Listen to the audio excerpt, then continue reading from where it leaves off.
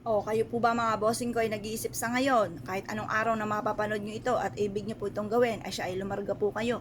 Dahil maaaring dito po kayo susuwertihin mga bossing. Ngayon pa mga bossing, ano po ba ito? O di syempre, ito po ay luya na patuyo na. Parang mister ko lamang patuyo na. Ngayon pa mga bossing, ito po ay mainam na gamitin natin pampaswerte. Alam niyo po ba mga bossing ko na ang luya ay mentras po natutuyo, ay mentras po ang swerte ang dulot po nito. Pero pag yan po mga bossing ko, yung bawang at natutuyo, ayan, malis po yon.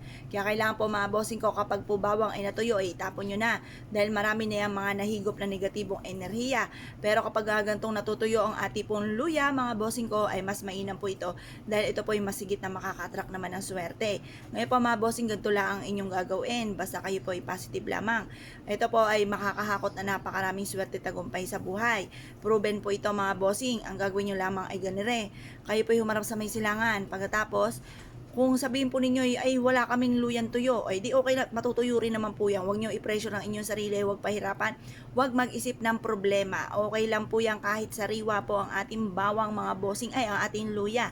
Dahil ang luya natin mentras natutuyo, ayan po ay sariwa, pero darating po yan sa pagkatuyo. Ayan.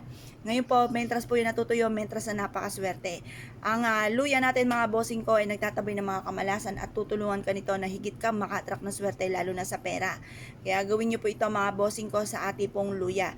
Ang luya mga bossing ko ay ibulong nyo ng temtim na mula sa puso. Halimbawa kayo po hirap makaipon. Sa aking sipag at tiyaga, ako'y makakaipon ng maraming pera at makakapundar ako na napakarami. Matutupad lahat ang mga pangarap ko sa aking pong buhay. Ganoon po ang pagwi-wish mga bossing. Direct to the point, walang gamit na sana. At pagkatapos, ito pa mga bossing ko yung mag-wish ka na ng todo-todo. Wala pong masama, wala pong bayad ang mag-wish ng todo-todo. Wala pong maniningil sa inyo pagtapos yung mag-wish ng kayo ay may utang dahil labis-labis ang inyo pang mga wishes.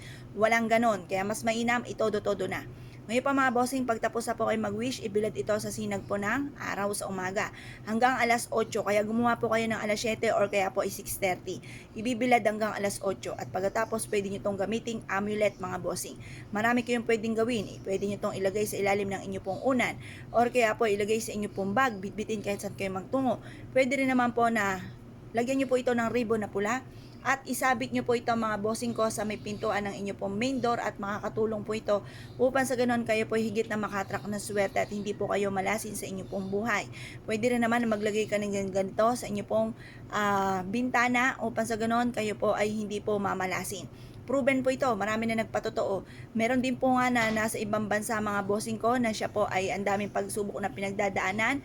Siya ay laging dinadarang ng kanyang katrabaho. Siya po ay walang magawa dahil siya po ay nasa ibang bansa at siya po ay hindi pwedeng umuwi at inutang pa ang kanyang placement fee. Ngayon pa mga bossing, sabi ko po sa kanya, isubukan niya na magputol ng isang maliit na bawang at na luya at ilagay po ito sa kanya pong bulsa at ito po idalhin sa kanya pong trabaho. At yun po ay walang kabog-abog, ay tuwan-tuwa po siya at yung mga taong toxic sa buhay po niya ay nilayuan po siya. Isa po yan sa mga halimbawa mga bossing. Ngayon po mga bossing, kung kayo po naniniwala at naisyo po itong gawin, ay siya mga bossing, good luck po sa inyo po lahat.